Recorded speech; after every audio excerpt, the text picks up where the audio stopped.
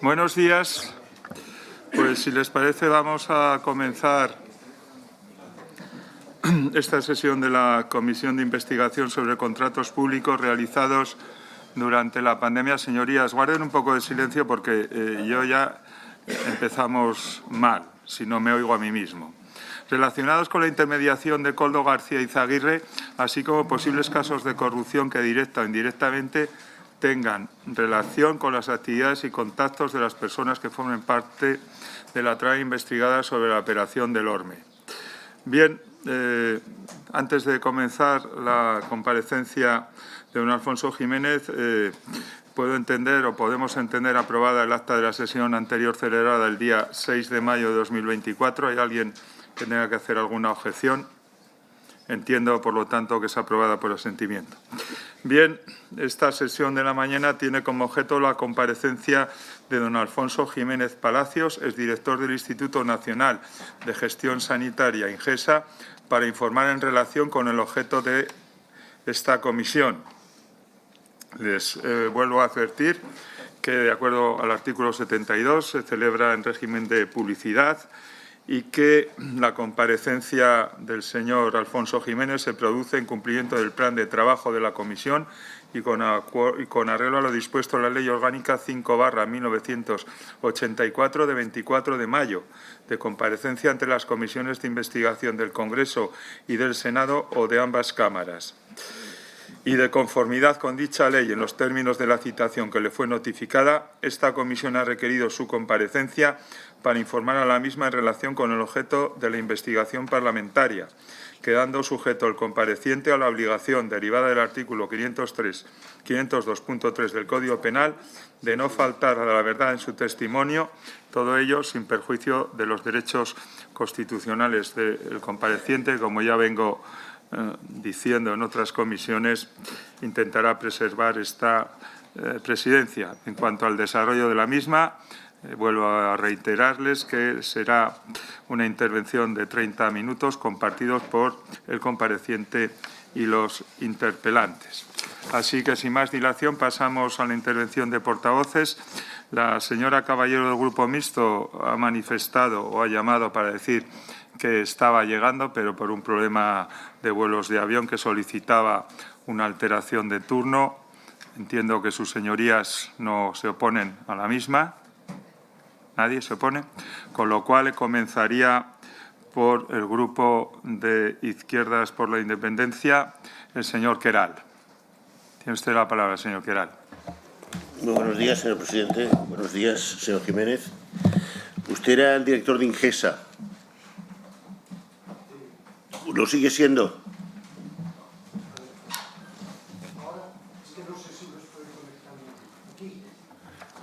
No, llevo casi 3 años jubilado. Usted ya ha pasado mejor vida. Correcto. En el sentido moral del término.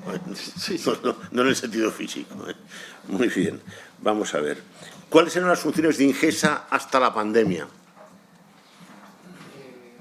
Resumiéndolo, Grosso modo, no. Sí, por eso.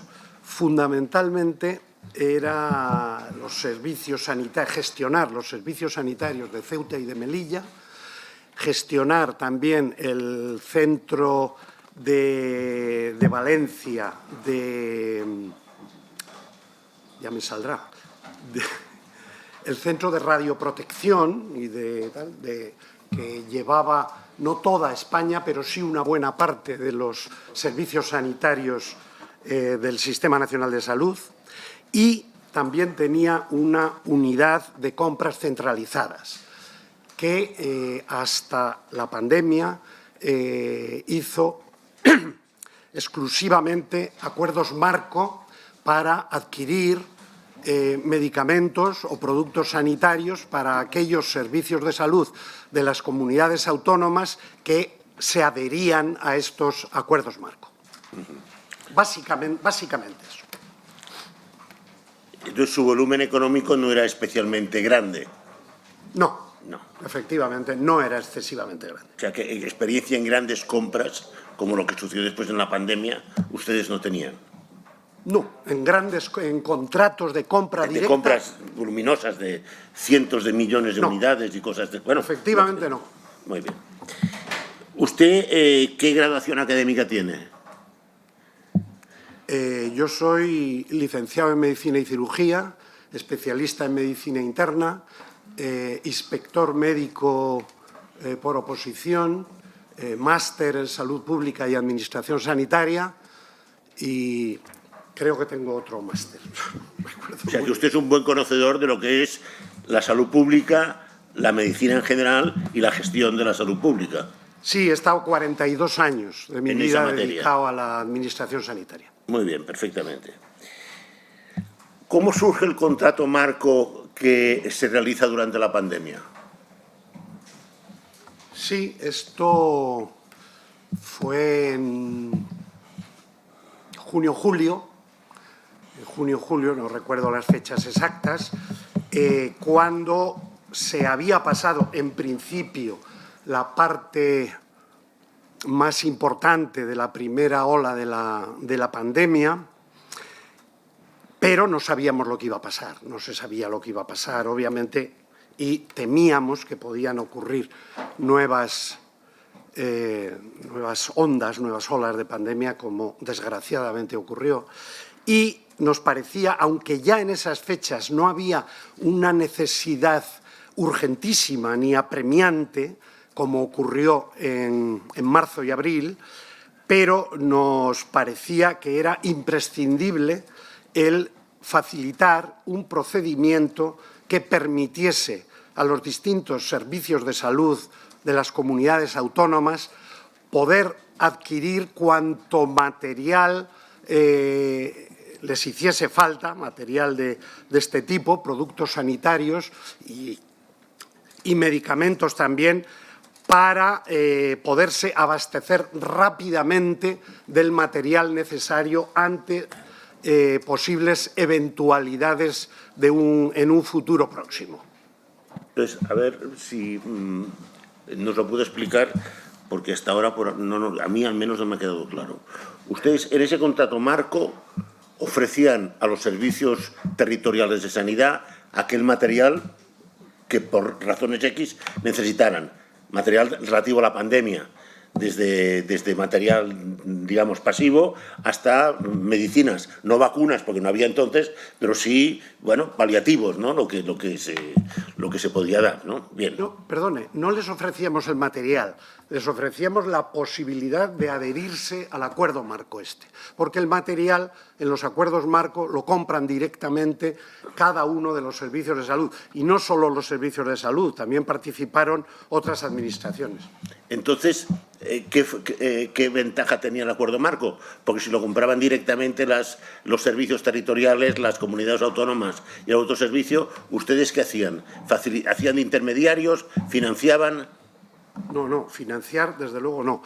Hacíamos de intermediarios procedimentalmente, de tal manera que posteriormente eran los servicios de salud los que, sin necesidad de hacer todo el procedimiento de licitación, adjudicación, etcétera, podían contratar directamente con cualquiera de los adjudicatarios de este contrato marco.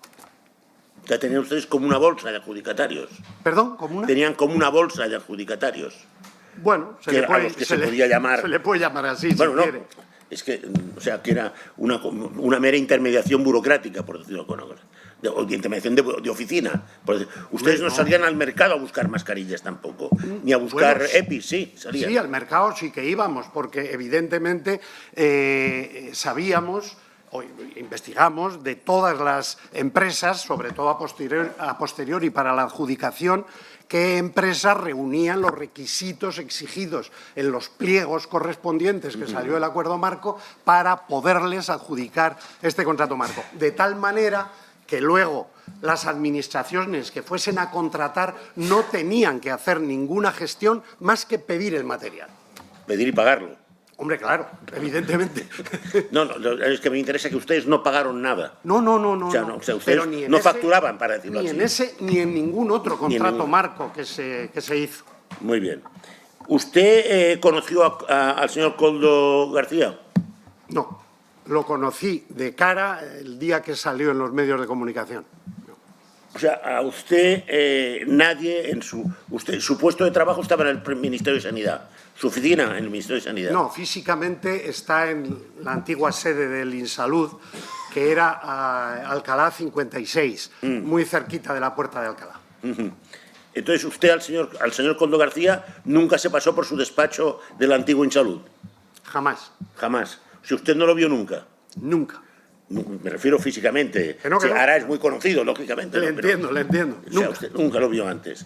¿A usted alguien del ministerio le dijo, a lo mejor te va a ver Koldo, atiéndelo, que tiene acceso a mascarillas, EPIs, jeringas, yo qué sé? No, nunca. O sea, le voy a decir más, si me lo permite. Nadie me dijo que recibiese ni a Koldo ni a ningún otro proveedor de material. Nunca. O sea, usted, señor Aldama, tampoco lo ha visto nunca. No. Ni al señor Rotaeche. ¿Al señor? Rotaeche. No sé quién es. O sea, no, se lo digo porque aquí nos han dicho lo contrario. No. Es decir, ya sabe usted que se coge un mentiroso antes que un cojo, ¿no? Pero se lo digo porque a nosotros se nos dijo que a usted y a otro alto funcionario del Ministerio se le remitió al señor Koldo para que gestionara el tema de las mascarillas. Es que una cosa es que le dijesen que se les iba a remitir a no sé quién y otra cosa es que ese que remite coja el teléfono o coja el correo y haga una gestión concreta. Esa gestión con respecto a mí no se hizo jamás. Y por lo tanto usted no lo vio nunca. O sea, que esto que quede claro. O sea, que a usted nadie le remitió, ni por directa ni directamente, ni por activa ni por pasiva, le remitió usted al señor Koldo, te digo, directa o pasiva, te lo encontraste en el ascensor, en un café, nada. Nada. Pues por mi parte no hay ninguna pregunta más. Nos ha quedado muy claro que el señor Koldo cada vez es más ectoplasmático. Nunca se sabe. Nunca se sabe, es verdad. La realidad es como Orión. Más allá de Orión no sabemos lo que puede haber. Muchas gracias, señor Jiménez. Muchas gracias, señor Queralt. A continuación, por el Grupo Parlamentario Socialista, el señor Latorre tiene la palabra. Muchísimas gracias, señor presidente. No se acostumbra uno a intervenir tan pronto en esta comisión.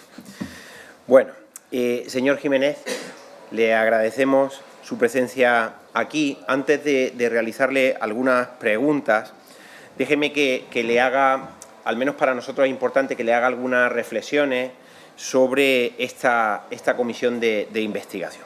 Mire, el Partido Socialista, señor Jiménez, votó a favor de crear esta comisión de investigación y votamos a favor de investigar para depurar las responsabilidades políticas, que es el objetivo de una comisión de investigación en el seno de las Cortes Generales, desde un punto de vista que nos daba la confianza de que las cosas se iban a hacer bien o de que las cosas se podían hacer bien. Hablo de aquí, del Senado de España. Sin embargo, para nosotros, señor Jiménez, quiero compartir con usted una reflexión. Van pasando las semanas y, lamentablemente, para nosotros esto se ha convertido en una obra teatral. El Partido Popular, dirigiendo con su mayoría absoluta, utilizándolo a ustedes, permítame que se lo diga así, en una escena con un guión que escriben desde la calle Génova y con un final: hacer cuanto más daño mejor, no a usted ni a su gestión, sino al presidente del Gobierno y a su familia, señor Jiménez. Me parecería todo esto que le cuento una broma, nos parecería una broma, si no estuviésemos hablando de las Cortes Generales, de las cámaras donde residen la soberanía popular.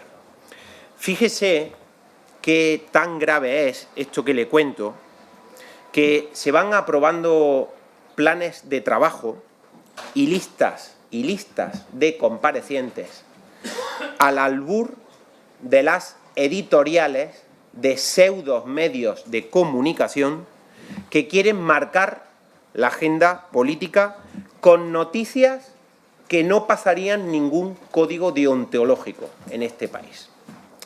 Pero la pena no es esa, señor Giménez. La pena para nosotros es que el principal partido de la oposición haga esto teledirigido como títeres o marionetas de la vida política española.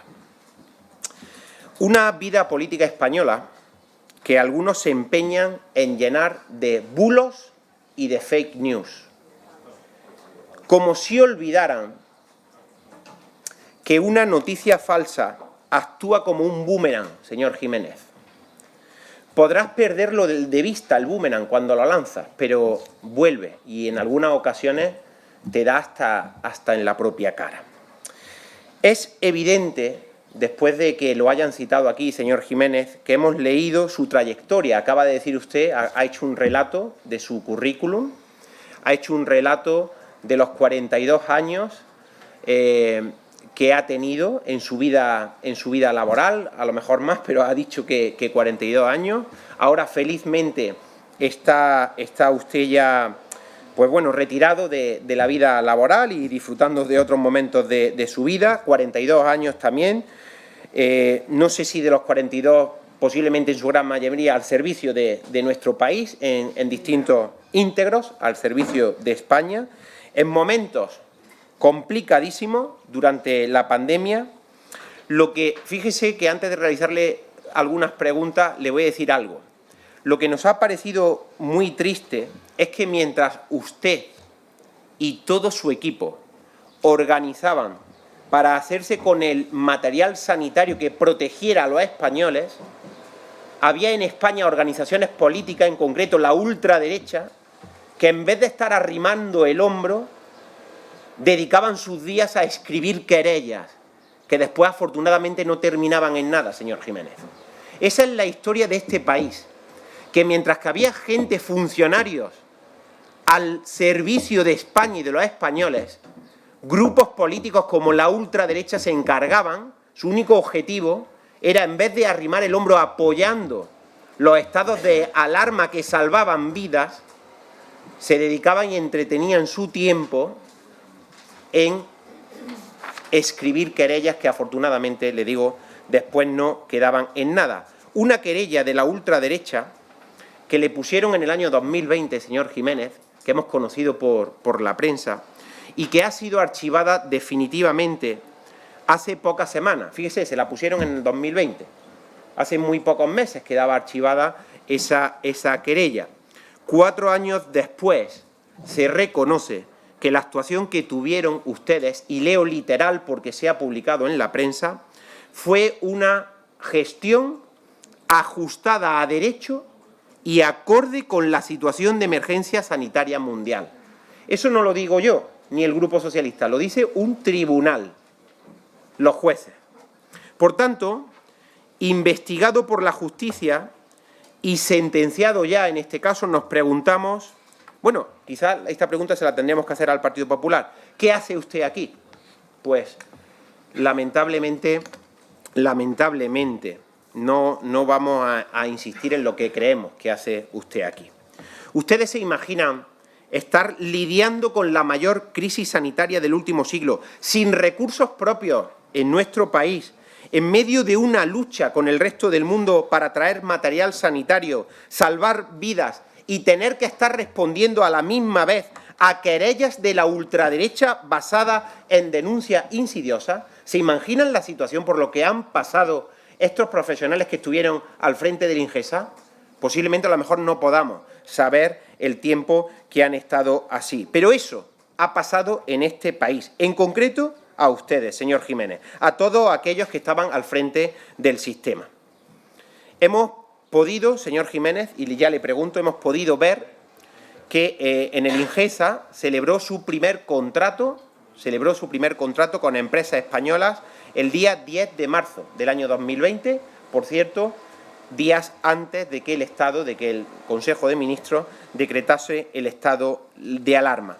¿Puede contarnos, por favor, en términos generales, cómo se produjeron aquellos acontecimientos? Estaría bien poder recordarlo en esta comisión. Muchas gracias. En primer lugar, permítanme, es que se me ha olvidado al principio, agradecer a toda la comisión y muy especialmente a su presidente el haber accedido a retrasar mi comparecencia, que estaba prevista para abril, creo recordar, para el 25 de abril. Viaje que tenía programado con mi mujer desde hacía mucho tiempo y que accedieron ustedes a retrasarlo. Se lo agradezco, señor presidente. En segundo lugar, ya que lo ha comentado, diré que ha sido, bueno, desde luego la época más dura de mi vida profesional, con mucha diferencia, los últimos años, con mucha diferencia. Fue duro, durísimo. Y es casi más duro que la situación, es verse, después de haber intentado, por lo menos, dejarse casi la vida en paliar en buena parte las consecuencias del mayor problema de salud pública que ha habido en España en muchas décadas, después de eso les puedo asegurar que es tremendamente duro verse tratado como un delincuente y que le llamen a uno delincuente en una sede judicial. Eso es durísimo, se lo puedo asegurar. Dicho eso, los contratos. ¿Qué pasó con los contratos? El día me parece que fue el 2 de marzo del 2020, se convocó una... le rogaría que las fechas que dé, que creo que son ciertas casi todas, pero que me puedo equivocar en alguna, ¿eh? O sea que han pasado años y no estoy encima del tema y me puedo equivocar en alguna fecha o en alguna cifra. Pero creo recordar que fue el 2 de marzo.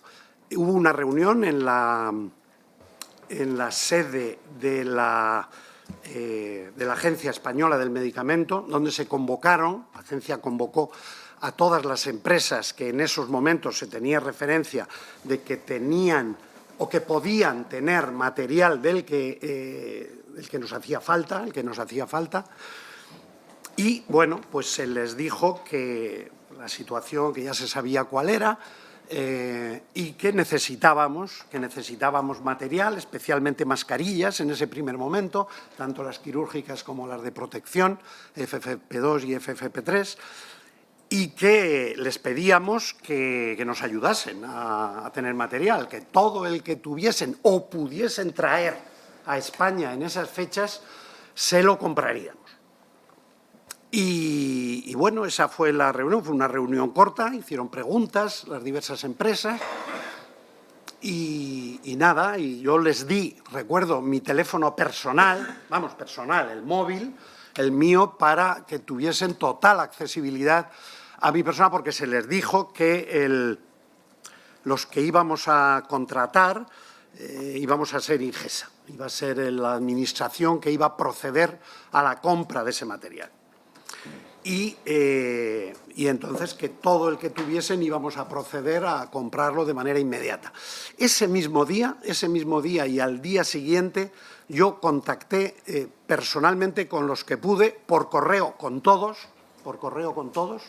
los que lo teníamos, diciéndoles lo mismo, diciéndoles que necesitábamos de su ayuda, que necesitábamos todo el material que tuviesen disponible o que pudiesen traer a España de manera inmediata o a medio plazo, o sea, el que tuviesen y el que pudiesen acceder, ¿no?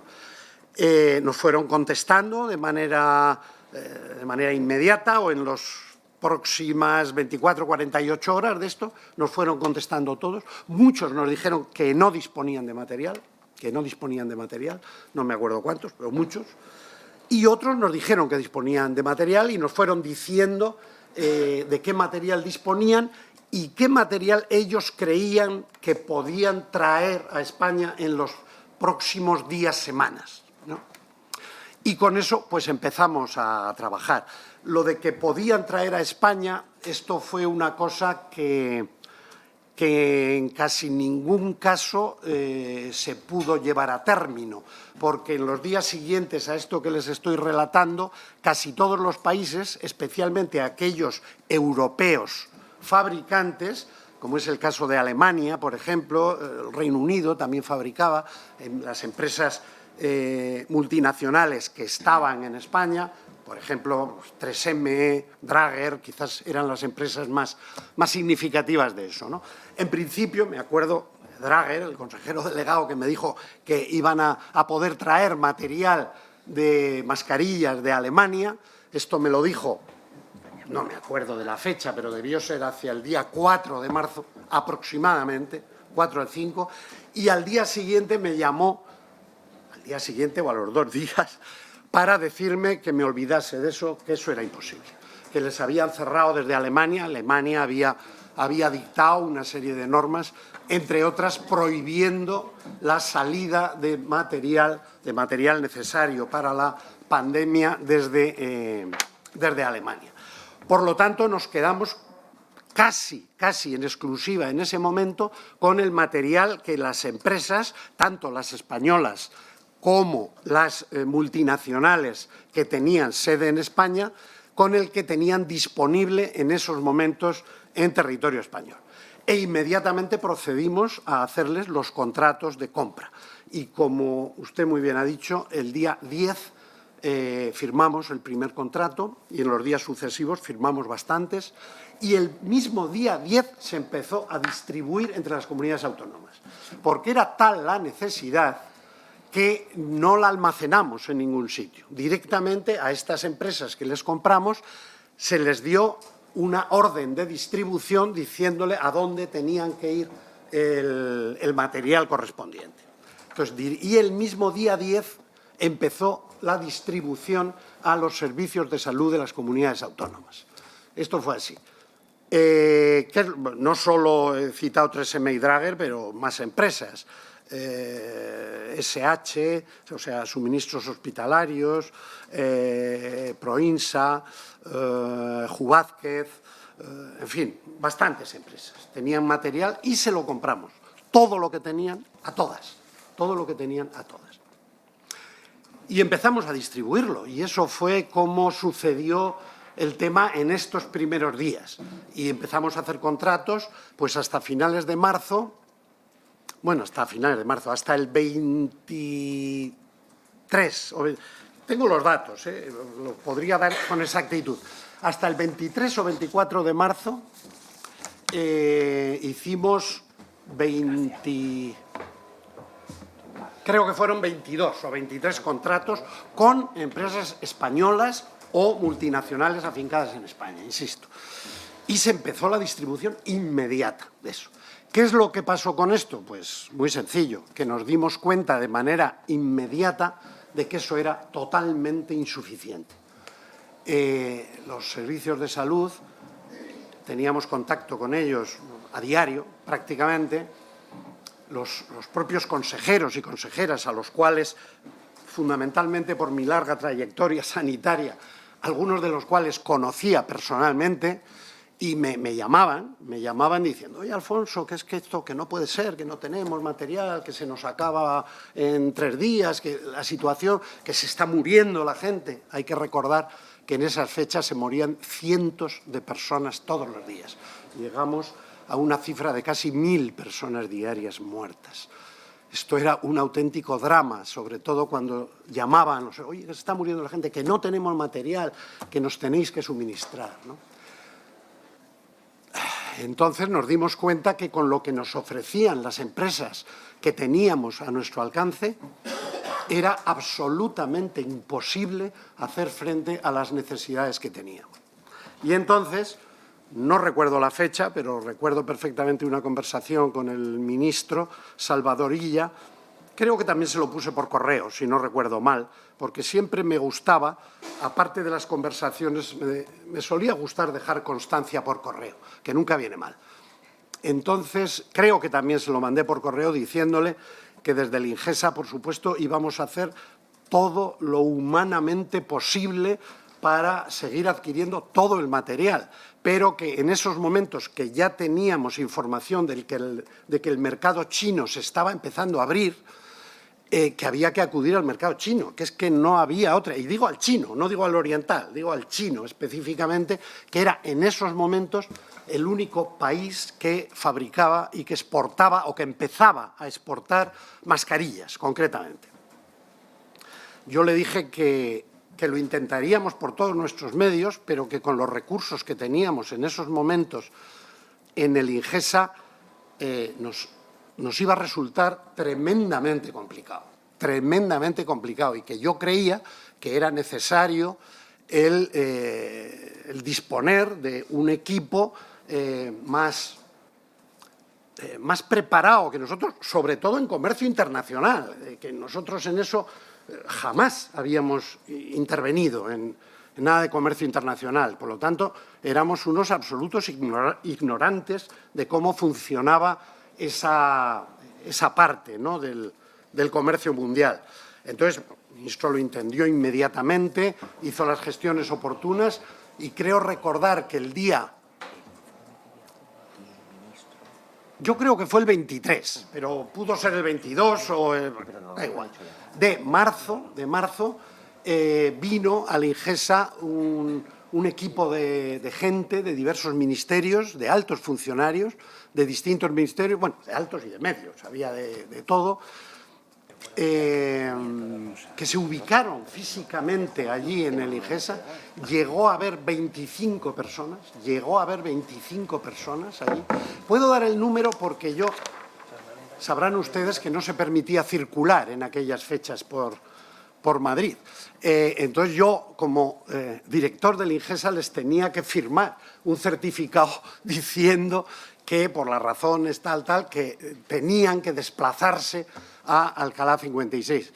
Yo mismo me hice un certificado a mí mismo diciendo que tenía, porque yo obviamente iba todos los días allí y me pararon, y una vez que me pararon, el policía en cuestión, perdónenme, y miró y comprobó con el carnet que le di que era el mismo. Dice, pero usted se ha firmado un certificado. Digo, pues sí, ¿qué quiere que le haga? Soy el director de eso. Bueno, en definitiva, que hubo unas personas allí dedicadas a estos temas y yo diría que tuvieron un papel muy relevante los funcionarios del ICEX, del Instituto de Comercio Exterior, que son, como ustedes sin duda saben, los que mantienen las relaciones con las oficinas comerciales de las embajadas españolas fuera, ¿no? De hecho, creo que dependen directamente, no sé si del ICEX o del Ministerio de Comercio, no lo recuerdo muy bien. Pero yo creo que llegó a haber 4 o 5 personas del Instituto de Comercio Exterior allí que jugaron un papel muy importante en la localización de los proveedores más adecuados y en la negociación para que viniese a España lo antes posible. Quizás me estoy extendiendo demasiado, disculpen. Se lo agradezco porque no ha venido bien para la siguiente cuestión. Al Ingesa y a la Dirección General de Cartera de Servicios llegó un momento en el que se les habilitó, digamos, como órganos de contratación para los primeros contratos, ¿no?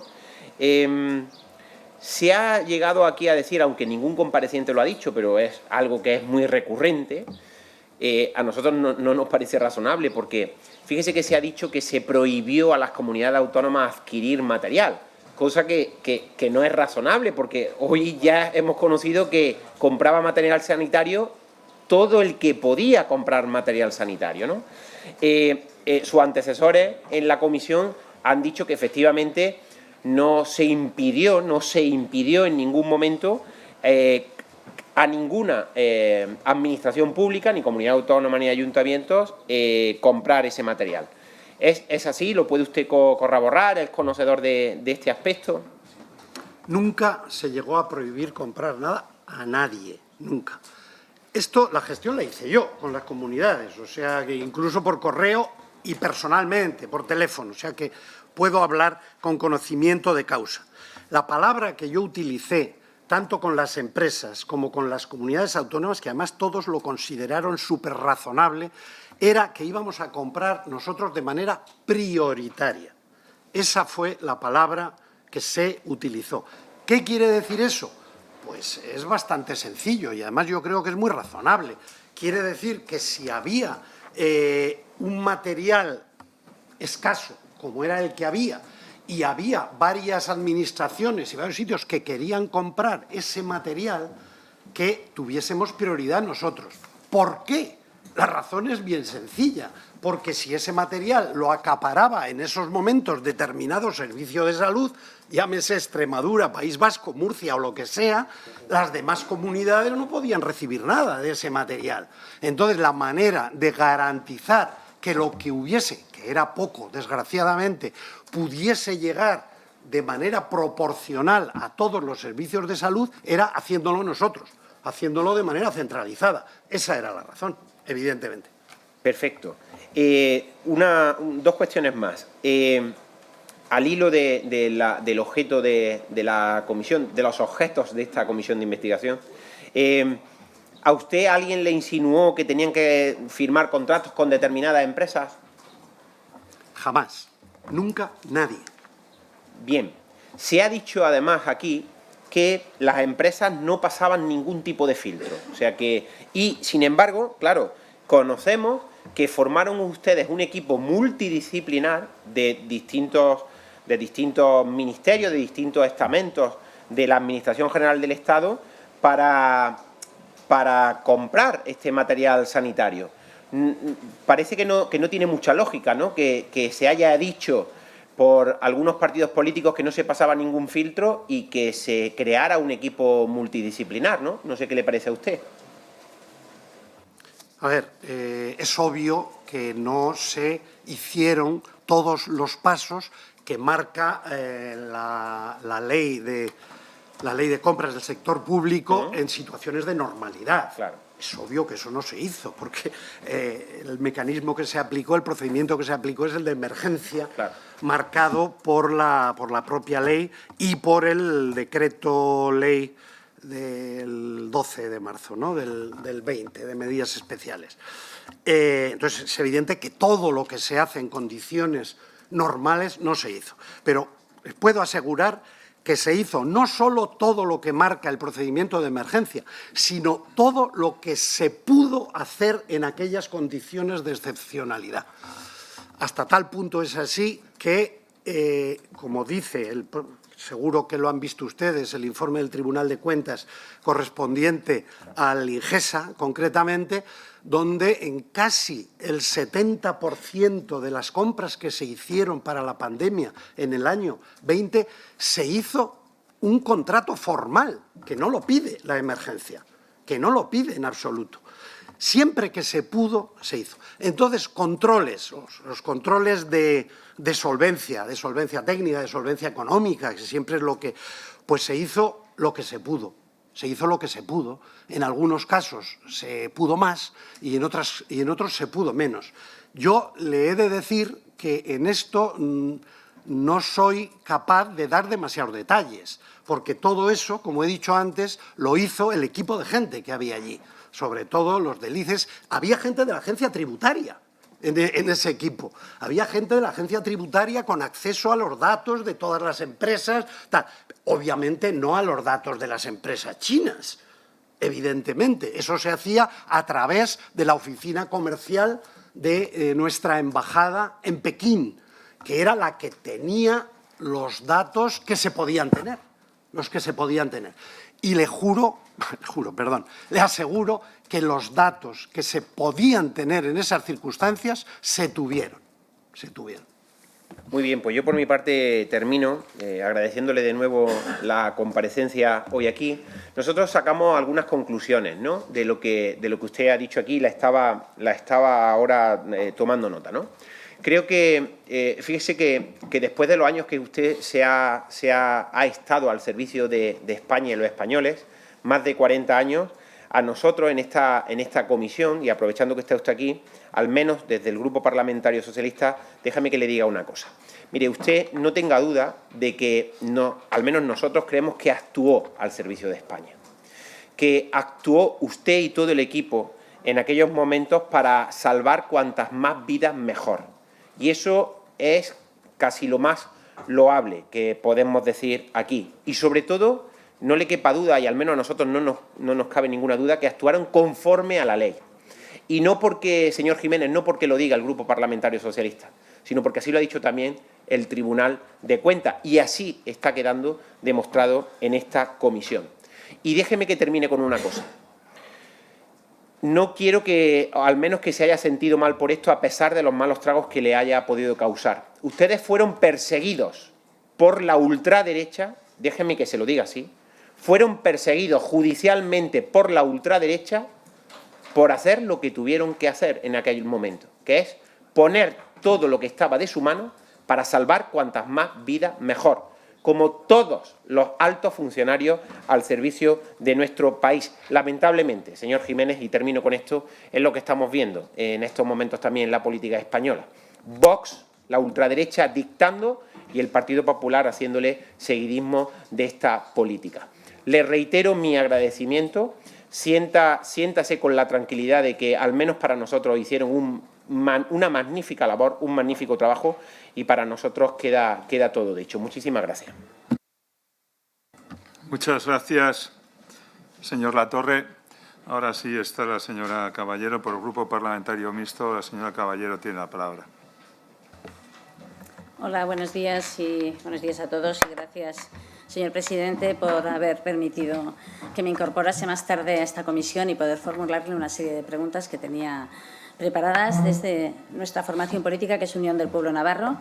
Igual, como me he perdido parte de su primera intervención, pues igual ha contestado ya y, bueno, pues en principio son preguntas cortas y yo creo que sencillas.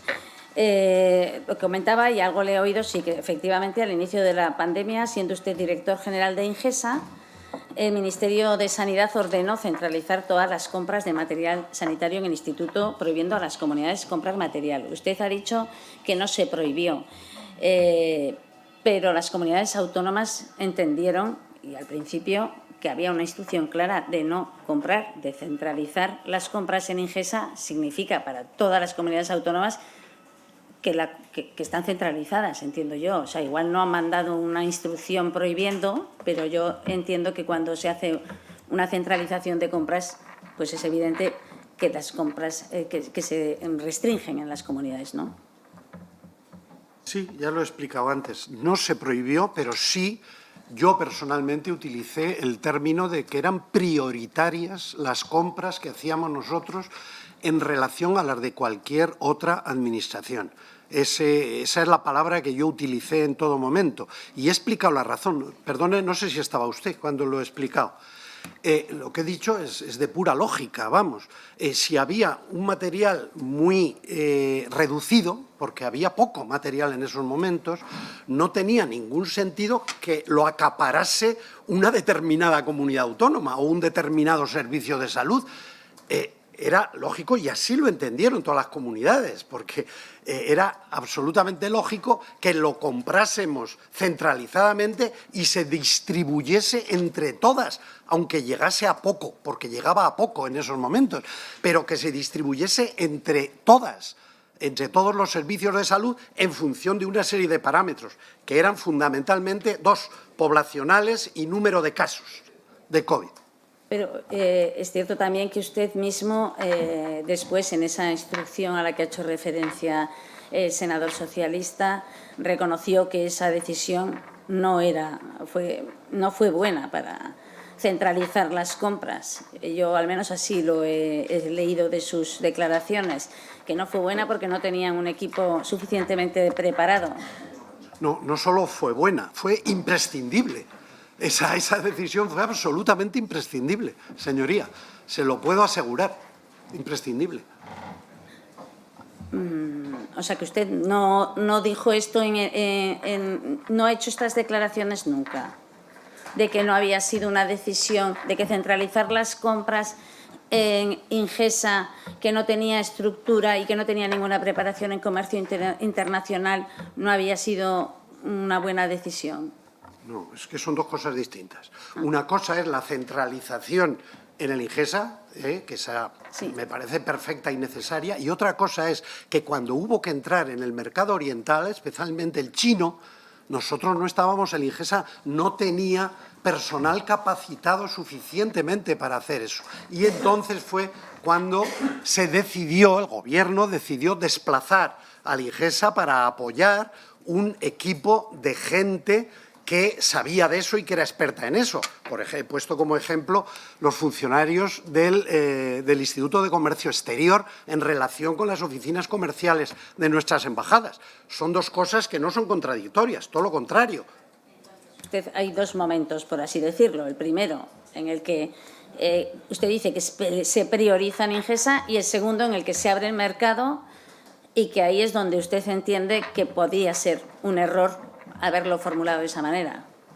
No ve fue como un un error, error. simplemente que necesitábamos el apoyo de otro equipo, de gente que no teníamos en el Ingesa, pero las compras tenían que seguir siendo centralizadas a finales de marzo, era fundamental, en este caso más, porque íbamos a traer mucho material, como de hecho lo trajimos, mucho material de China especialmente, y no todas las administraciones, algunas sí, a partir de mayo, junio empezaron a traer también material de China, pero en esos momentos pocas administraciones estaban en condiciones de hacer las gestiones para traer material de China.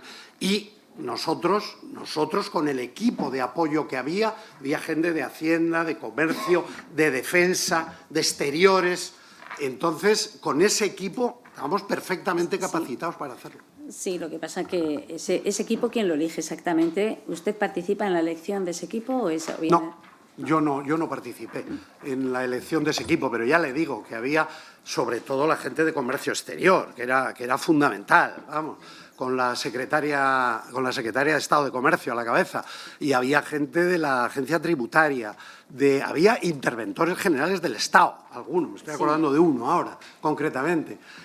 Había gente de Exteriores, había gente del Ministerio de Defensa, un teniente coronel, ya no me acuerdo, que era de la sección de logística y tal. O sea, había mucha gente. ¿Quién lo eligió eso?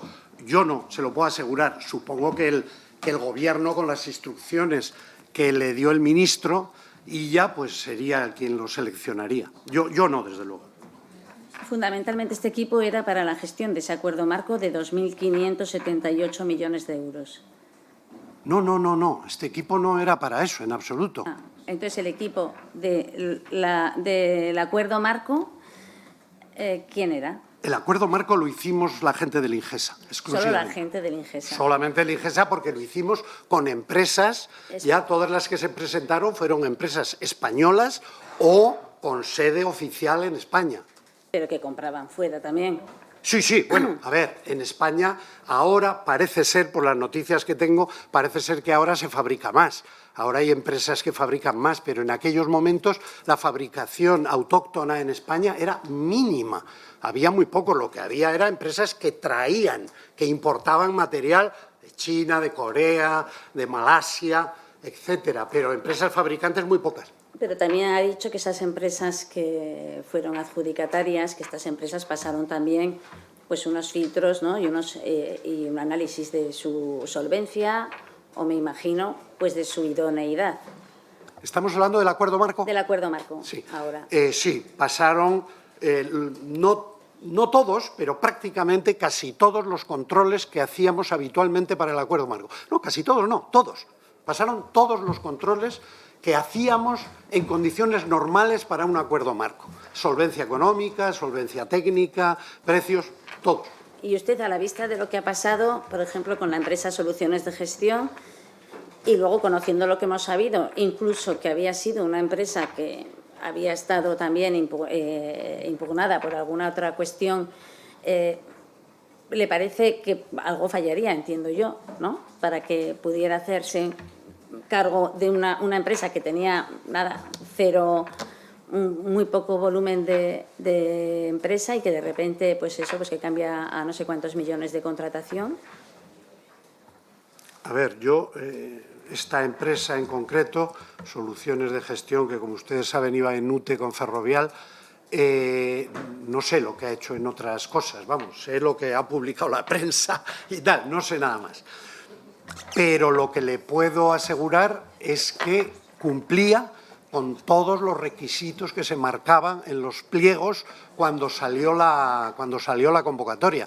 Se miraron exhaustivamente, de hecho, tardamos un poquito más de lo previsto en resolverlo, el acuerdo marco. Ahí sí que recuerdo que me llamaba el ministro y me decía, oye, Alfonso, pero ¿cuándo lo vamos a poder resolver? Pero no para que metiese a nadie, ¿no? No, para nadie. Para decirme que, a ver, que hacía Pero- falta que lo resolviésemos pronto. Sí. Yo siempre le decía lo mismo, sí, pero queremos hacerlo bien, no tenemos una urgencia como teníamos hace 3 meses y queremos que pase todos los controles, ¿no? Pero bueno, no sé, en esa relación que usted tenía con el ministro aquí nos confesó que había recibido el ministerio al señor Koldo García, igual le comentó también a usted. No, ya lo he comentado antes. No.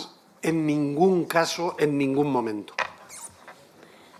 Ni ninguno, o sea, ni tampoco su jefe de gabinete, ni usted sabía que existía este señor, igual esto ya también lo ha comentado. Sí, ya lo he comentado. La primera vez que he oído hablar yo de ese señor es cuando salió en los medios de comunicación.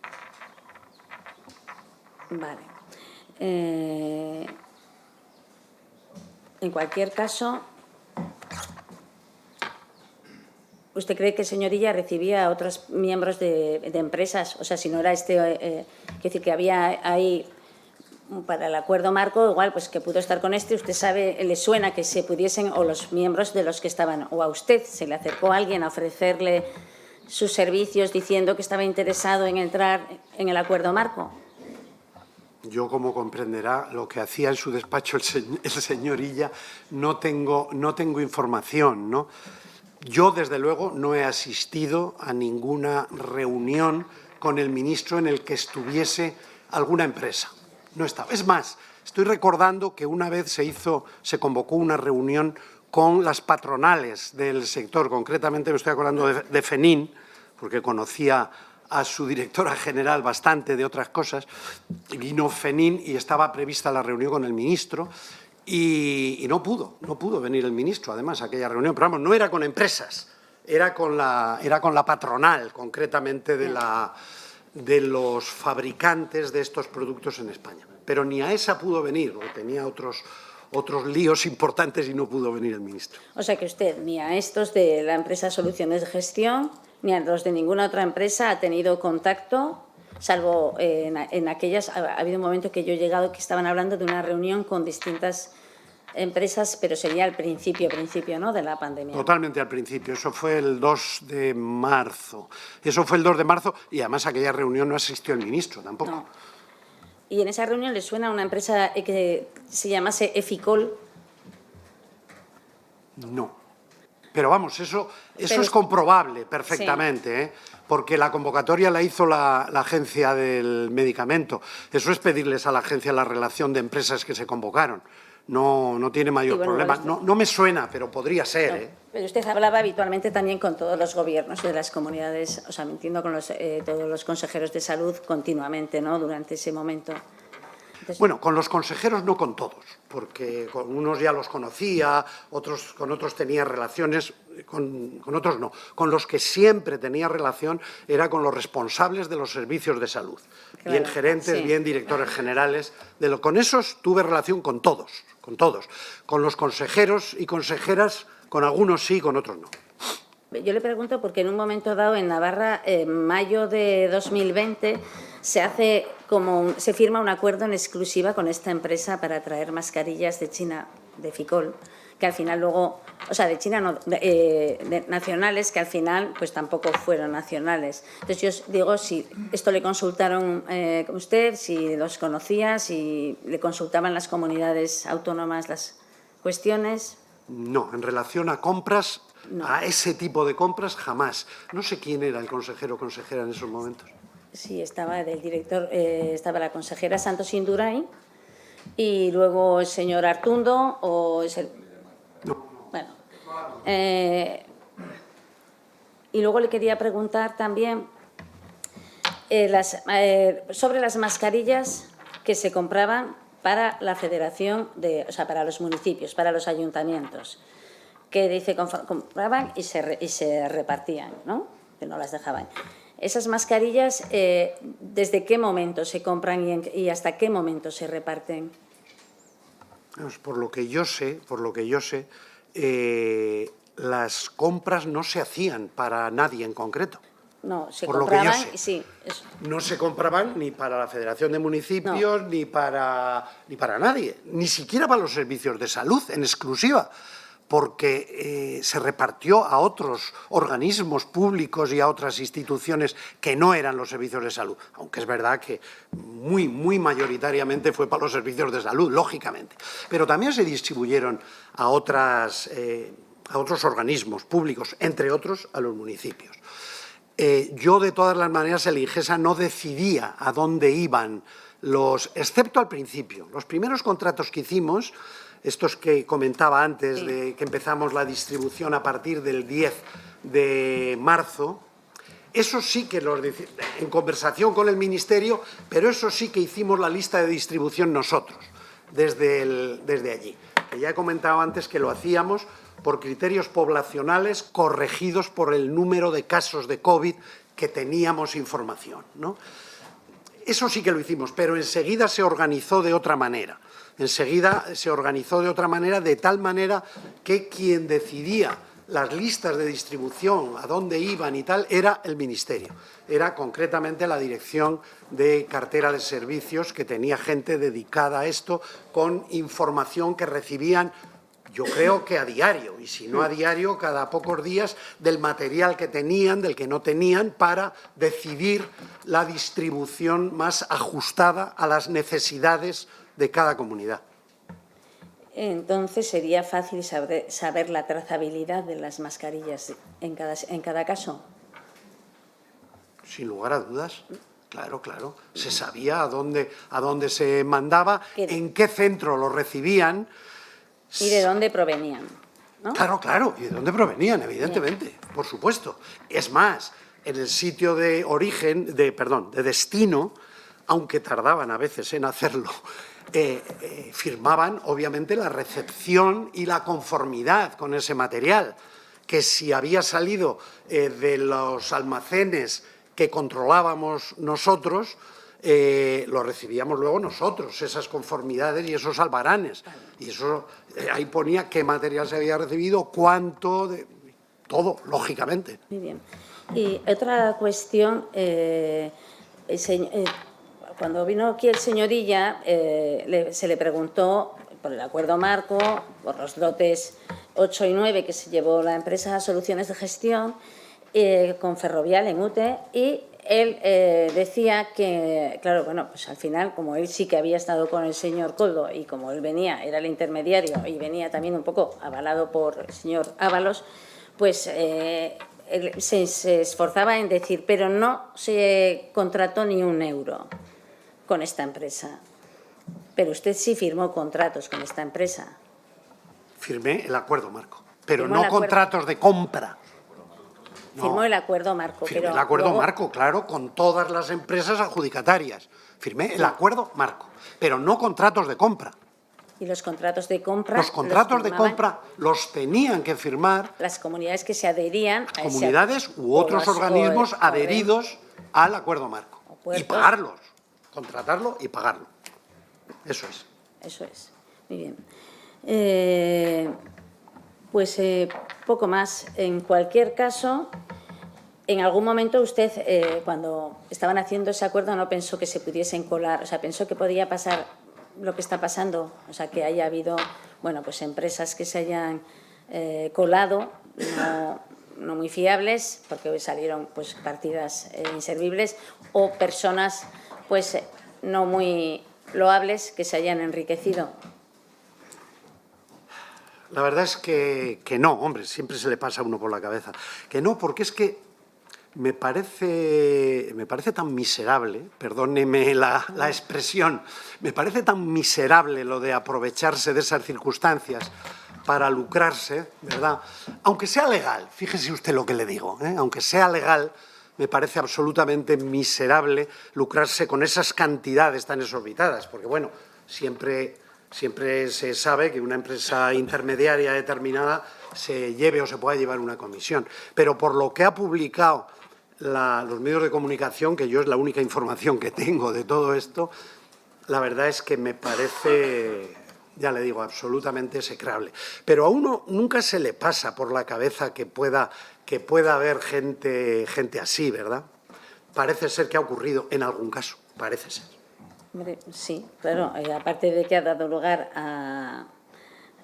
incluso a que ahora mismo estemos analizando pues estos contratos y otros muchos que igual no están en ese acuerdo, pues incluso a apartar a un exministro de un partido político. O sea que sí que al final sí que pasaban cosas, o sea, o han pasado, o por lo menos pues la sospecha ahí está, pero bueno, ha habido gente que se ha lucrado con viviendas y con pisos más allá de las comisiones que puedan ser altas. Entonces yo lo que sí que, por cerrar, pues entiendo que de todas las decisiones, ¿cuál le parece a usted dentro de Ingesa, pensando, bueno, pues en lecciones que se tienen que sacar aprendidas, ¿no?, de unas experiencias tan duras como las que le tocó a usted vivir, que podría en este momento decir, pues esto sí que podría haber sido gestionado de otra manera mejor? Es muy difícil esa pregunta, señoría. En primer lugar, quiero decir que desde mi punto de vista y desde mi experiencia se hizo la mejor gestión posible, la mejor que se podía en aquellos momentos. No tengo la menor duda al respecto, no tengo la menor duda. En segundo lugar, la pregunta de ¿se pudo hacer alguna cosa mejor? Pues seguro que se pudo hacer alguna mejor. Siempre hay cosas que se pueden hacer mejor. Lo que le puedo asegurar es que los que estuvimos implicados en aquello hicimos todo lo humanamente posible y dedicamos los mayores recursos, cantidad de horas todos los días, sábados, domingos, Semana Santa, absolutamente todo, ¿verdad? Lecciones, que es lo más importante. Yo creo que hay que intentar aprender lecciones. Ahora de las pocas cosas en las que sigo participando en temas sanitarios, porque desde que me he jubilado procuro no participar en temas, pero de las pocas cosas que sigo participando es, de hecho, ahora dentro de 2 días voy a una cosa que son lecciones aprendidas del COVID, ¿no? Y eso sí que me gusta, reflexionar sobre eso, porque creo que es muy importante. ¿Qué lecciones? Pues, hombre, yo diría que una, que ya la hablamos en su momento, pero que no la teníamos, era que hay que tener una reserva estratégica de material, valga la redundancia, de material estratégico para estas situaciones. ¿Que no la teníamos? No la teníamos. Y mire usted que habíamos pasado por una experiencia como la gripe A, que yo la viví también, estaba en el Ministerio cuando fue la gripe A. Y, claro, lo que pasa es que la gripe A nos pareció que iba a ser muy importante y al final resultó que fue una cosa bastante descafeinada, ¿no? Y yo creo que no aprendimos lo suficiente de aquello. Y, de hecho, en estas circunstancias no teníamos esa reserva estratégica. Por lo que yo sé, en estos últimos años, que no estoy, creo que se ha trabajado bastante en eso, en lo de la reserva estratégica. No sé si está acabado ya lo de la reserva o están en ello, lo desconozco, pero desde luego es un tema fundamental, fundamental. Otra experiencia, otra lección que yo diría, que es que hay que tener formado una serie de comités técnicos, y no montarlos in situ, deprisa y corriendo para cuando tal, sino una serie de comités técnicos para los diversos aspectos involucrados en estas situaciones, ¿no? Con expertos en epidemiología, en logística, en todos los temas que hay que tratar en una situación de estas características y dando cabida en estos comités técnicos a los colectivos que son necesarios, no sé, por decir alguno, pues los colegios de médicos, los colegios de enfermería, las patronales de las empresas fabricantes y comercializadoras de estos productos, que se hizo, pero se hizo un poco, permítanme la expresión, corriendo cuando se vio lo que se nos venía encima, ¿no? Pero esto, si se tiene montado de una manera estable, incluso yo diría automática, ¿no? Hay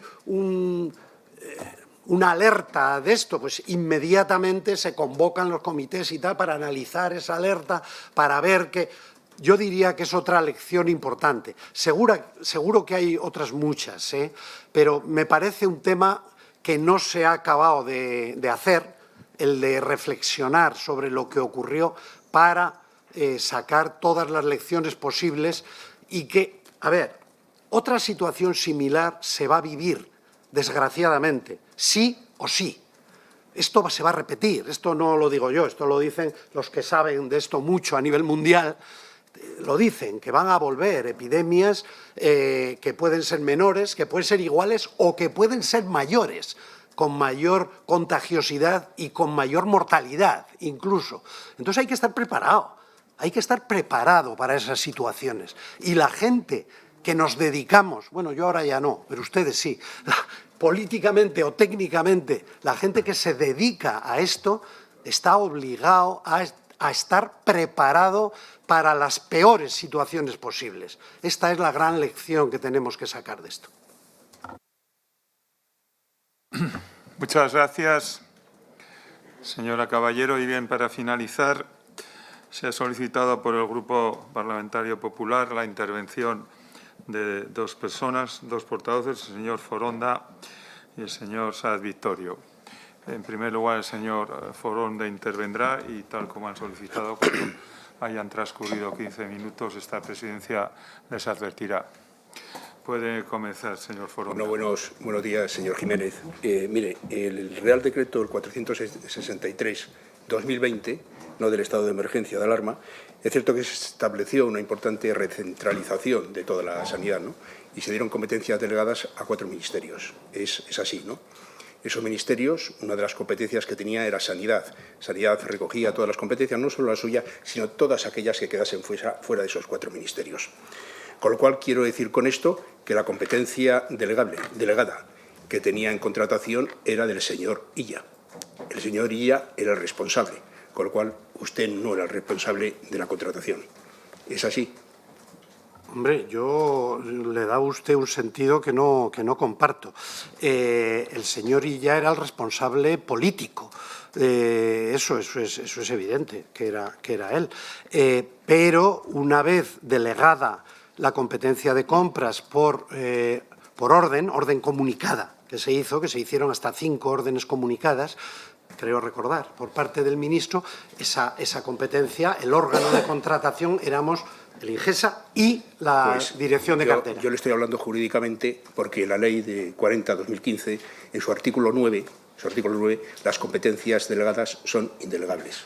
En el artículo 9, para quitar esa competencia y tenerla usted, tenía que haber salido otra ley que la quitase. Por lo tanto, no. La competencia era del ministro. Usted lo que tenía era una orden ministerial que con fecha de 12 de marzo le permitía firmar y organizar todo lo que era la contratación. Eso es por ley, jurídicamente. Que ustedes quieren dar una interpretación totalmente diferente me parece muy bien, pero yo me estoy hablando desde el punto de vista jurídico. Es decir, usted, con fecha 12 de marzo, Ingesa se nombró como órgano de contratación, pero las competencias delegables, la responsabilidad, eran todas del ministro, del señor Illa. Yo no le voy a discutir los términos jurídicos porque no soy jurista. Pero no le voy usted, a discutir eso. 8 años, ha estado con 8 ministros socialistas. Pero es decir, la administración la conoce y conoce la ley. Sí, pero lo que sí le tengo que decir es que competencia en compras para el Sistema Nacional de Salud sí teníamos. De hecho, había una unidad de compras. La normativa es, usted tiene la firma y la gestión. Usted no tenía las competencias delegadas. No se pueden delegar competencias, señor Jiménez. Esto es así. No le voy a discutir en términos jurídicos. Voy a seguir. En el Boletín Oficial de fecha 1 de junio del 2008 se convocó concurso específico de 5 puestos de trabajo para la unidad de aprovisionamiento de Ingesa, que era un coordinador de la unidad, un consejero técnico, un jefe de servicio de niveles asistenciales y de programas de salud, un farmacéutico inspector con funciones de asesoramiento, técnico en procedimiento de contratación centralizada y un jefe de sección que actuaba como secretario de la mesa de contratación. Eso era el organigrama que tenía la unidad de aprovisionamiento de Ingesa, con lo cual disponía de 5 personas. Queda demostrado, por lo tanto, que esto era insuficiente, ¿no? para la contratación que se le otorgó a usted, de esa redescentralización de la contratación. Era poca gente. A ver, esas plazas se pidió su creación. Bueno, de hecho, yo creo recordar que pedí más. Creo recordar que pedí más. Tendría que comprobarlo, que mirarlo. Pero son plazas que no estaban creadas y, por tanto, pedimos su creación. Pero la gente y esos perfiles profesionales ya los teníamos. Y había gente trabajando. Yo tenía un coordinador de unidad, tenía un jefe de servicio, tenía más de uno, tenía dos farmacéuticos. Bueno, resumiendo, yo lo que voy a mi pregunta es que era poca gente, ¿no? Porque si luego usted necesitaba 25 asesores, tenía poca gente para determinar, para la adjudicación de esos contratos, ¿no? Entonces, quiero decir con esto que yo lo que saco en conclusión es que la quiebra del sistema se produce sobre todo con ese organismo. Vamos a ver, la quiebra del sistema se produce cuando se hace a este organismo y a este procedimiento de contratación como único, obligatorio y excluyente, con lo cual esto lo que produce un desabastecimiento de las propias comunidades autónomas, con lo cual se produce una subida de precios. Esto es así, ustedes no tenían capacidad para llevar toda la contratación. Y usted tuvo que buscar 25. Es más, y se lo voy a demostrar, porque cuando acabe el sistema de la pandemia, en un Real Decreto del 722 de 2020, ustedes, previendo que iba a haber otro estado de alarma, o que podía venir un rebote, crean la Secretaría de Estado de Salud, precisamente por esta cuestión. Se lo he dicho por Real Decreto. Lo desconozco cuál fue la razón por la que se creó la Secretaría de Estado. Así viene le quiero el Real recordar Decreto, que había una Secretaría General de Sanidad que cumplía prácticamente las mismas funciones que la Secretaría de Estado posterior. Una de las cosas que ha dicho antes es que a ustedes Ingesa tuvo una reunión y le dieron toda la contratación del Ministerio. ¿Es así? No, toda la contratación del Ministerio no, yo no he dicho eso en ningún momento. La contratación en relación al COVID. En relación al COVID, de acuerdo. Entonces, si era en relación al COVID, la Dirección General de Cartera que mandaba la señora Patricia de la Cruz no tenía esa capacidad de contratación, es decir, no tenía facultades de contratación si Ingesa era quien lo tenía para el COVID. No lo tenía la señora Patricia de la Cruz. Si me está diciendo que se lo dieron todo el COVID a Ingesa, ¿qué pintaba en la contratación la señora Patricia de la Cruz? A ver, creo recordar, no sé si fue en la segunda o en la tercera orden comunicada, las tengo por ahí, si quiere lo podemos buscar. En la segunda o tercera orden comunicada, cuando en el Ministerio, el ministro, porque es una orden comunicada del ministro, decide que hasta 12 millones el órgano de contratación es el Ingesa y a partir de 12 millones es la dirección de cartera. Pero si estamos hablando que la señora Patricia de la Cruz en 7 contratos adjudicó casi 800 millones de euros.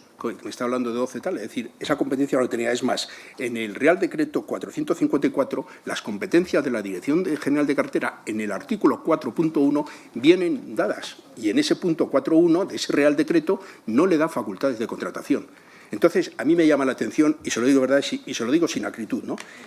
Me llama la atención que usted, que tiene que llevar toda la contratación del COVID, necesita 25 personas. La señora Patricia de la Cruz, para 800 millones de euros, solo necesita un teléfono, no necesita nada más. Y con un teléfono, sí, lo estoy contando, con un teléfono, espere que acabe, con un teléfono contrata a 7 empresas y adjudica 800 millones de euros.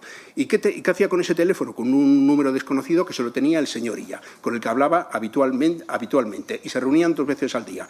Resulta que el señor Illa le traspasa al señor Franco a su amigo Coldo. Coldo comen y desayunan 2 veces, es amigo del señor Cerdán, también comen 2 o 3 veces al mes, y aquí tenemos toda la trama cerrada, porque ¿quién la asesoraba a la señora Patricia de la Cruz? ¿Quién la asesoraba? No ha necesitado el Ministerio de Hacienda, ni ICES, ni la Embajada. Sí, claro. A ver, yo he dicho que, se planteó desde el Ingesa y estaban físicamente en el Ingesa, pero equipo asesoraba todas las compras, incluidas las de cartera de servicio. Le voy a demostrar cómo no. Siga. No, yo le digo, y se lo digo porque estábamos continuamente con correos entre gente de este equipo, los responsables de este equipo, el equipo de Patricia Lacruz y yo, continuamente y ahí también intervenía la Agencia del Medicamento y el Instituto de Salud Carlos III. Esto era una red en la que estábamos permanentemente... Pero no tenía competencia de contratación. Entonces usted, ¿por qué no firmó usted los contratos que firmó la Dirección General de Cartera cuando las competencias del COVID las tenía usted? ¿Qué es lo que le estoy preguntando? ¿Por qué no los firmó usted? Las competencias eran suyas. Y usted lo ha dicho, todas las competencias de compras del COVID eran de Ingesa. Y yo le estoy preguntando por qué la Dirección General de Cartera firmó 7 contratos de 800 millones de euros, que la competencia no era de ella.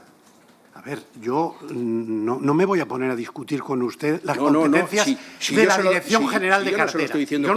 No se lo estoy diciendo con acritud. Lo que pasa es que estamos aquí, son dudas que tenemos y dudas que viene usted aquí realmente a decir exactamente la verdad. Sí, yo insisto. Yo no me voy a meter a discutir ni a definir las competencias de la Dirección General de Cartera, porque no me corresponde hablar de eso. No sé cuáles son las competencias de la Dirección General de Cartera. Lo que sí sé es cuáles eran las mías. Y las mías, al principio, que ya lo hemos comentado antes, hasta que aparece, no sé si es la primera o la segunda orden comunicada, las competencias en relación a las compras necesarias para el COVID encargadas en el aspecto sanitario, eran del Ingesa. Mire, del Ingesa por la orden comunicada del ministro. Usted, una de las cosas que ha dicho es que todo se había aprobado efectivamente por el Tribunal de Cuentas, todo era perfecto y tal. Fíjese, en el Tribunal de Cuentas, dentro de los informes del Tribunal de Cuentas, dice lo siguiente: el cumplimiento estricto del contrato por este adjudicatario fue bastante irregular y la Administración tuvo importantes dificultades para tratar de conseguir los suministros. Se refiere al contrato con FCS.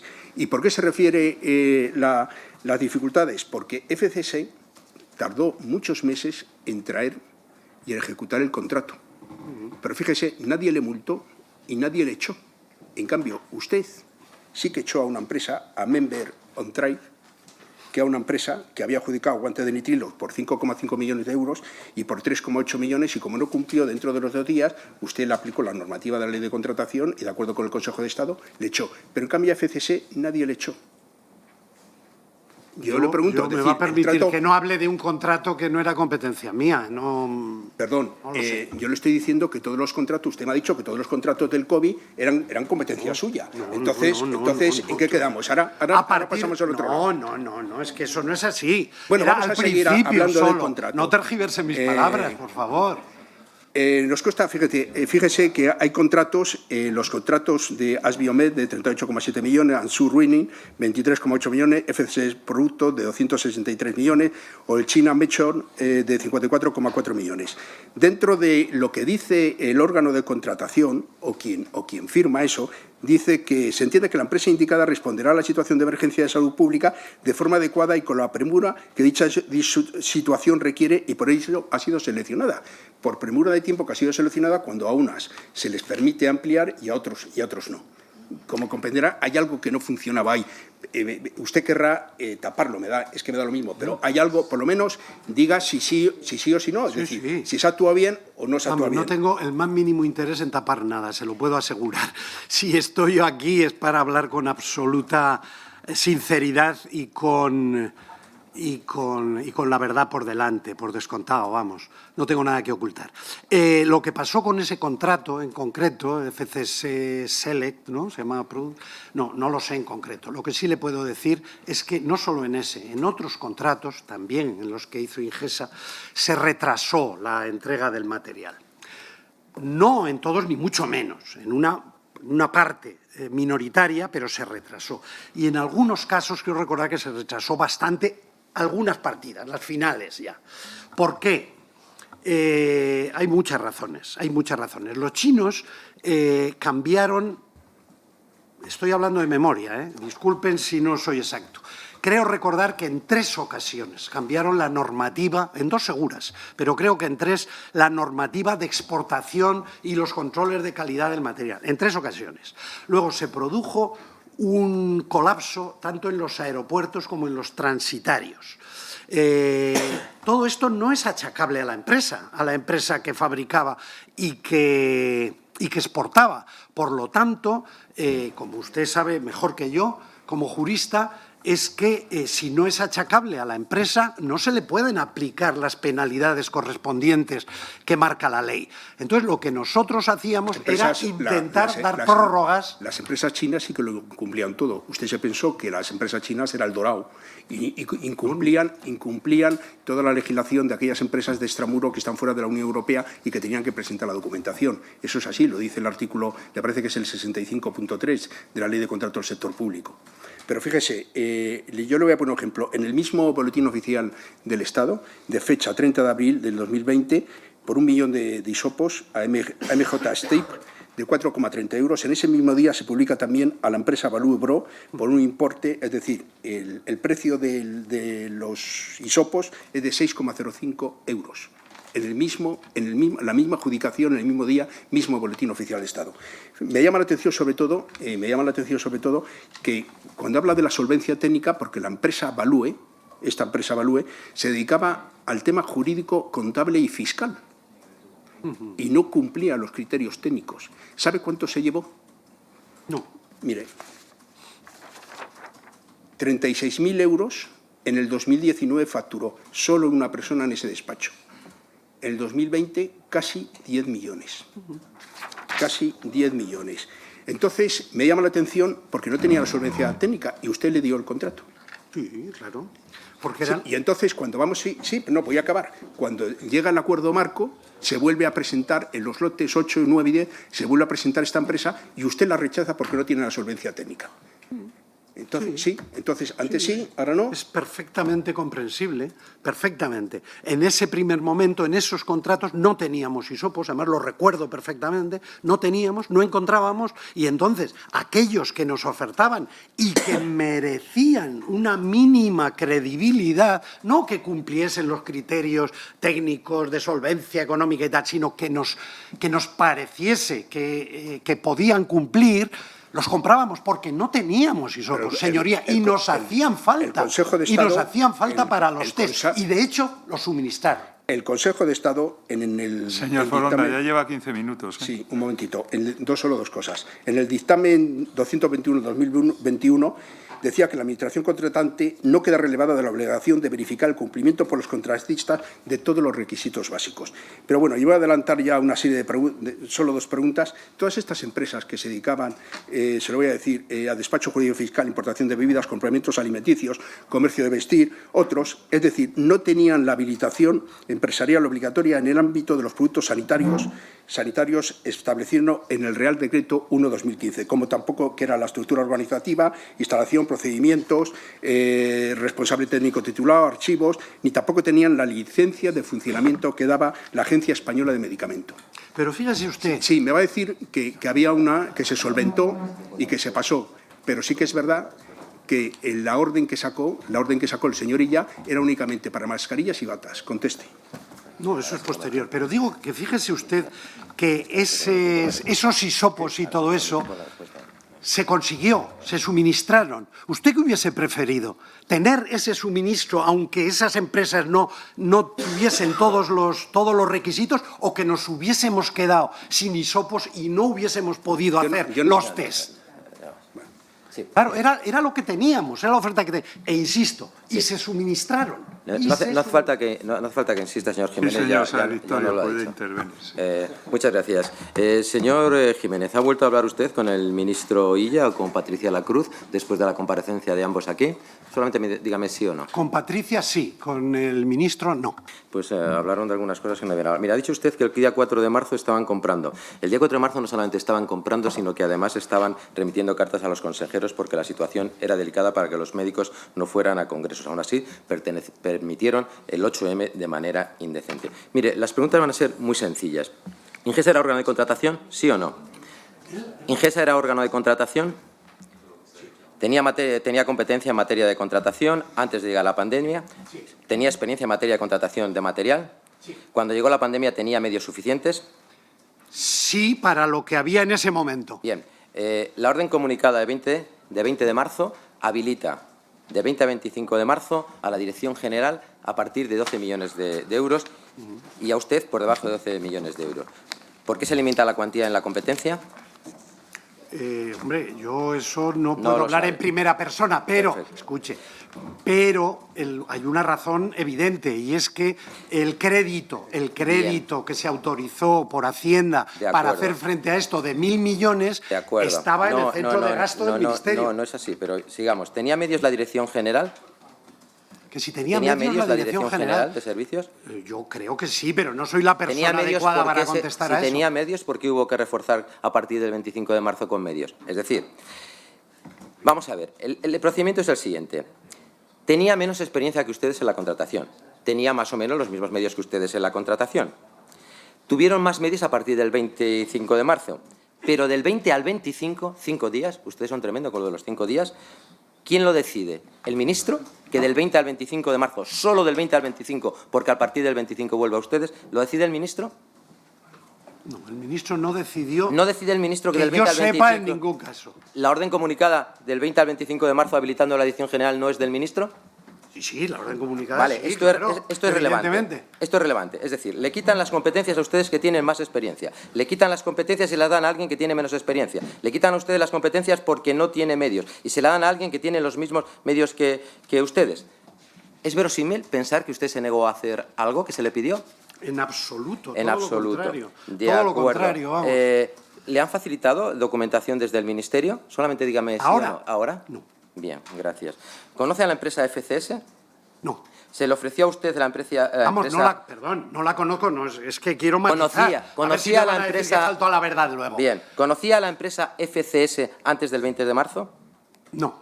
¿Tuvo alguien contacto con la empresa FCS antes del 20 de marzo? Yo, personalmente, Sí, no. No. ¿No le llamó la atención que en el periodo 20-25 se adjudicara lo que se adjudicó? ¿No le pareció absurdo o sospechoso? ¿A Quiero FCS? decir, ¿le llamó la atención que en solo 3 días, porque si usted no había tenido ningún conocimiento con FCS, se habilita la Dirección General el día 20 y el día 23 es capaz de adjudicar 263 millones de euros a esa empresa? ¿No le parece inaudito? ¿No le parece un portento la Dirección General? ¿Le llamó la atención? ¿Habló de ello con la directora general? No. ¿Habló de ello con el ministro?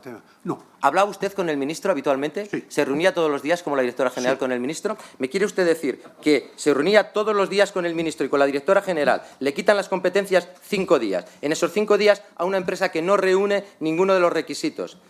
No se dedica a la actividad. Se le adjudican 263 millones de euros. Hablan ustedes todos los días. ¿Es de la comarca del ministro y ustedes no lo hablan? No. No. ¿Nos toma el pelo a todos, señor Jiménez? ¿Nos está tomando el pelo a todos?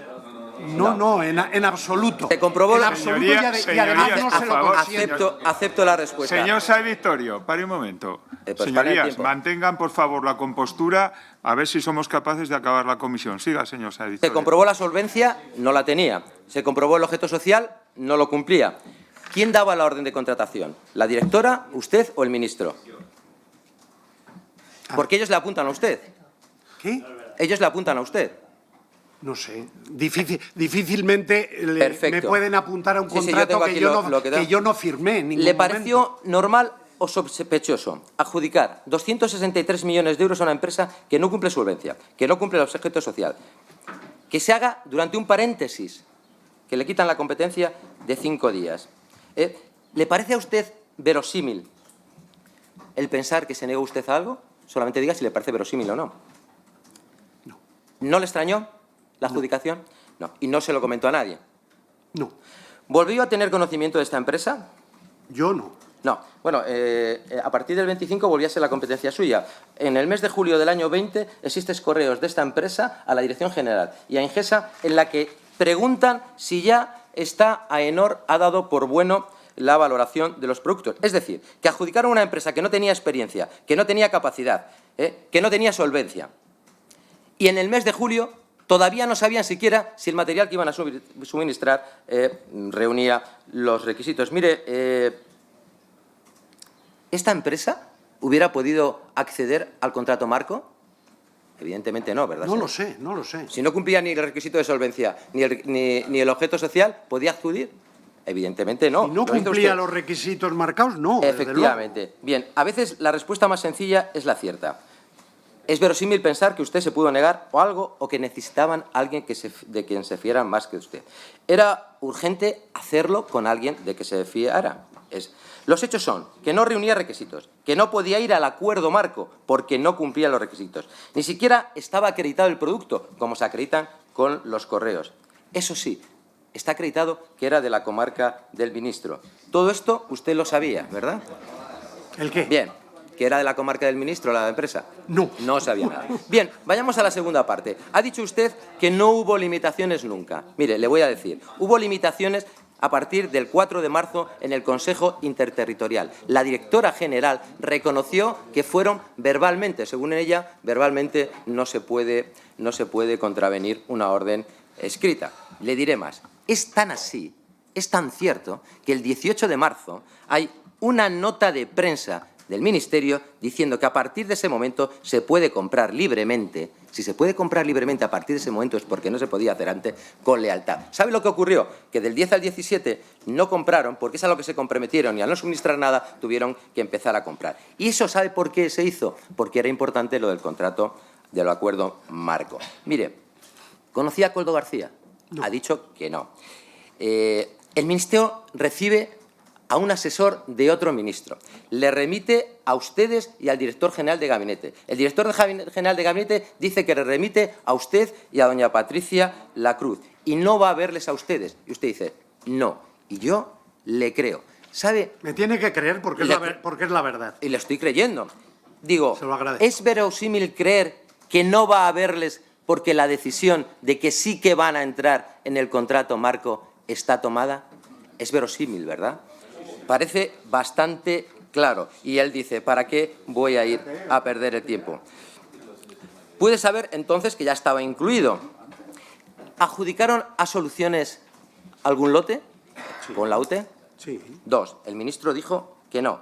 Dijo que no se adjudicaron. Sí, 2 lotes. No Pero mire, le voy a decir algo. Dice usted que no se les compró después nada, porque no eran ustedes los que tenían que comprarlo, pero es cierto que había que garantizar con una fianza el almacenamiento que hacían de material por si después no se les compraba. Había unas fianzas que tenían Bien. que Por lo hacer tanto, frente. algún coste pequeño, 60.000 euros, hubo. Una cuestión importante. ¿El contrato marco era habilitante? ¿Habilitante de qué? En el sentido de que si no estabas en el contrato marco, no podías suministrar. No, en absoluto. O sea, que alguien que no estaba en el contrato marco podía acogerse a la compra del material del contrato marco. Ese mismo no. No, perfecto. De ese mismo material, no. Esa era la clave. Esa era la clave, señoría. Que era habilitante, no era una cuestión baladí, era determinante. Y solamente aquellas empresas que estaban en el contrato marco podían acogerse a las condiciones del contrato marco. Por lo tanto, el ministro mintió. ¿Soluciones habría cumplido los requisitos? Evidentemente no, sin la UTE. No le voy a preguntar si usted lo advirtió, porque me sé la respuesta, ya se la digo yo. No.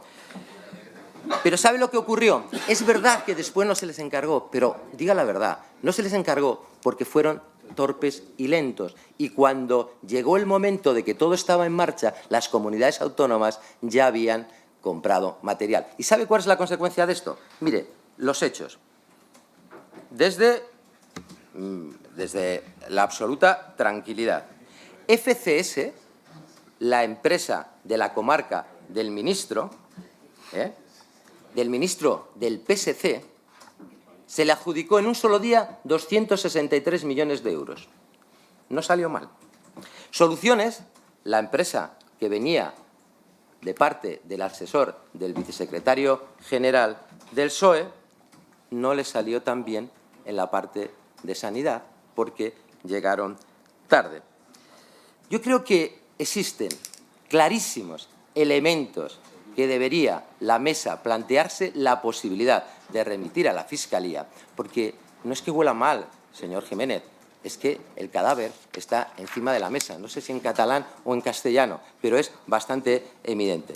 Existen motivos más que razonados, porque es evidente que una empresa que se dedica a la importación-exportación de bebidas, que no se ha puesto en contacto con usted antes del día 20, que se habilitan 5 días para comprar. En solo 3 días es capaz de hablar con los responsables de la Dirección General, porque ahí no estaban todavía los refuerzos del Ministerio de Hacienda.